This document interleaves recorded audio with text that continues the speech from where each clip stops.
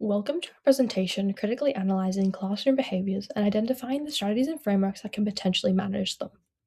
In this presentation, we will define a behavior often seen in secondary classrooms, analyze the behavior using the functional behavior assessment and the antecedent behavior consequence, identify a classroom management strategy, and model what this strategy may look or not look like, and then identify a behavior management framework that is relevant to the strategy.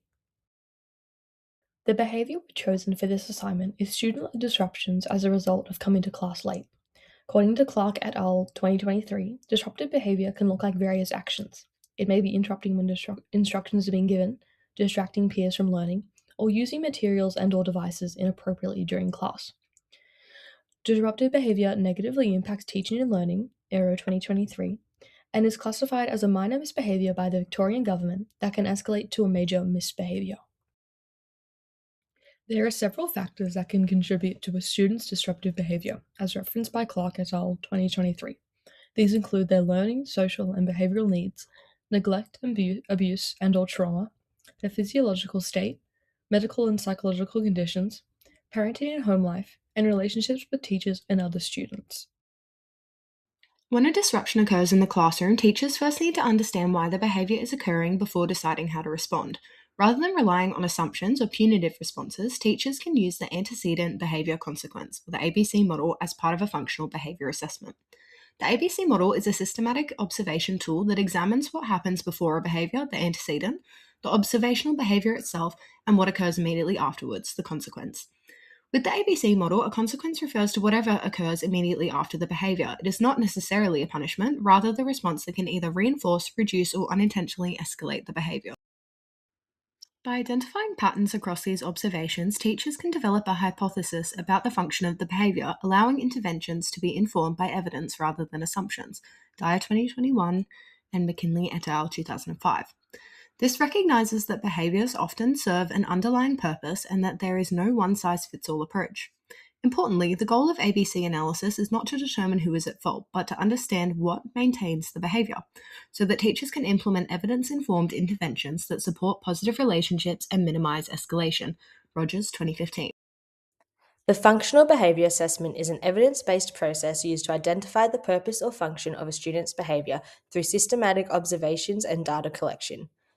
Rather than simply responding to challenging behavior, an FBA enables teachers to understand the factors maintaining the behavior and develop targeted interventions that address its underlying cause. The process begins by clearly defining the behavior and collecting data through observations, interviews, and antecedent behavior consequence recordings. This information is analyzed to develop a hypothesis about the function of the behavior, which informs an individualized behavior support plan. The intervention is then implemented and monitored to determine whether it effectively reduces a behavior, a process referred to as hypothesis testing. For example, a teacher may observe that each day a student enters a classroom by calling out loudly and interrupting classmates' learning. Using an FBA, the teacher collects ABC data over several days and identifies that the behavior occurs when the student arrives after breaks, antecedent. The student calls out and interrupts peers' behavior, and classmates respond by giving attention while the lesson is delayed. Consequence. The teacher hypothesizes that the behavior functions to gain peer attention and develops a support plan that includes greeting the student at the door, establishing a predictable morning routine, and reinforcing appropriate classroom entry behaviors. According to the Victorian government in 2024, setting classroom expectations and procedures and encouraging them can create a positive learning environment by supporting student learning and well-being while preventing and managing disruptive classroom behaviors. The strategy we will use to address the disruptive behavior is to remind the student of the classroom expectations and procedures using positive reinforcement.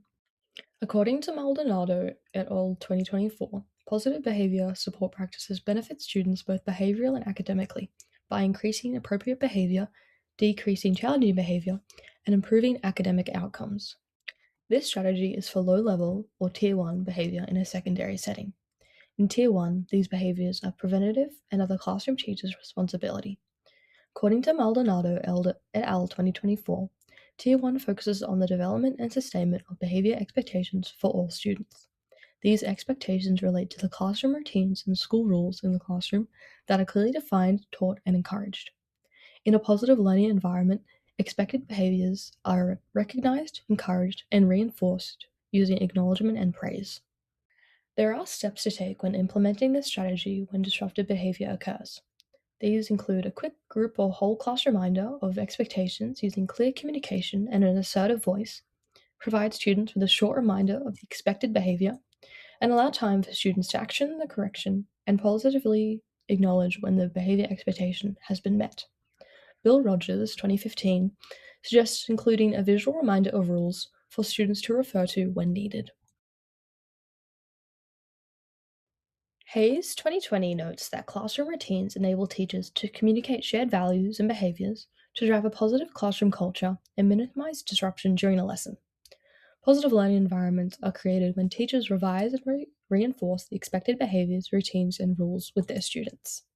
And then towards the end of the lesson, we'll be working on. Sorry, I'm late. Hey, Colin, you have a pen? Why are you late? I had something to do before class. You cannot just simply waltz into class whenever you feel like it without a note, disrupting Talia and the rest of the class's learning. Go see an exec teacher. Is that so unfair? Leave the room. For both the non-example and the example of the ABC analysis, the antecedent and the behaviour remain the same, however the consequence is vastly different. In the non-example, the teacher's response shifts the focus from reinforcing the expected behaviours to publicly confronting the student. This response contributes to the escalation of the interaction, resulting in further disruptive behaviour, including arguing and slamming the door. Importantly, the teacher's response becomes part of the consequence, prolonging the disruption and delaying the return to learning. Kennedy and Juncker 2024, Scorton 2025. Based on this observation alone, there are several possible explanations for the student's behaviour. They may have been seeking peer attention, experiencing difficulty transitioning after lunch, been unaware of the classroom routines for late arrivals, or they may have been circumstances contributing to their lateness that is not known. At this stage, we cannot determine the function of the behaviour with certainty. Instead, the ABC model and analysis would help the teacher develop hypotheses about the function of the behaviour that can be explored through repeated observations and additional information. This evidence informed approach helps teachers avoid making assumptions and supports effective behaviour management. Dyer 2021, McKinley et al. 2005. In this non-example, disruptive behavior occurs and confrontation between the teacher and offending student arises immediately. The offending student isn't given an opportunity to correct their behavior, and the teacher involves an executive member of staff immediately, escalating the situation. The strategy to use positive reinforcement is not utilized. And then towards the end of the lesson, we'll work in groups. Hang on, sorry, I'm late. Ella, have you got a pen? Ella, thank you for being here. Can you remind me of our class expectation for being late? We wait outside and then we knock. Lovely. Do you think you'd like to try that again? Thank you. Okay, so we will work in groups to then. Class, if you'd like to start your silent reading, I'll just see who's outside. Ella, thank you for being here. Can I ask why you're late? I was hoping this class would have asked for stuff after the term. Do you have a note available? No, she said she sent you an email. No worries. I will check in with Miss Parker. Thank you for knocking and waiting. If you sit down with Talia, we'll be silent. Thanks, Miss. As mentioned, both the non-example and the example have the same antecedent and behaviour. However, the consequence is where it differs. Rather than publicly confronting the student, the teacher calmly reinforces the established classroom expectations by providing an opportunity to re-enter appropriately. The teacher then briefly confirms the reason for the student's lateness before allowing them to join the class. Here, the consequence reinforces the expected classroom routine while minimizing disruption to the learning and supports a respectful teacher student interaction. Our ABC analysis suggests that reinforcing the classroom expectations through a calm, measured response is more likely to de escalate the situation than an immediate confrontation. Kennedy and Juncker 2024, Scorton 2025. In this example, disruptive behavior occurs and the teacher utilizes the behavior strategy by interacting with the student positively, reminding the student of the classroom expectation non-verbally, allowing the offending student to correct their behavior, and follows up with positive acknowledgement of the correction. The strategy to use positive reinforcement is utilized. The framework chosen that relates to our strategy is the Positive Behaviour for Learning, or PBL. The strategy we chose fits within the Tier 1 of the PBL framework at a secondary level. PBL focuses on incorporating classroom management strategies to promote social and emotional skills. The framework supports an ideal that students are also learners of behavior, and strategies that are put in place are designed to recognize students and their choices. Setting up a classroom with shared expectations aims to reinforce positive social behavior, and working through the hierarchy or framework ensures that teachers can support students and avoid unacceptable behavior. Step 1 and Step 2 are where teachers aim to keep their classes in a positive Tier 1 learning space. Step 3, which is the warning/rule reminder, directs students back to task and reminding rules that are being broken. Step 4, verbal redirection, which is what are you doing, what should you be doing, and what happens if you do it again type questions. Student is given the chance to make amends or attempt new strategies. In our model example, this is the step we reached before the student decided to correct her actions. If the student had not reacted positively to step 4, then the teacher would then move on to step 5, which is to isolate from class. Consequences such as moving desks, timeouts, change in activity, and asked to stay back at recess or lunch are implemented.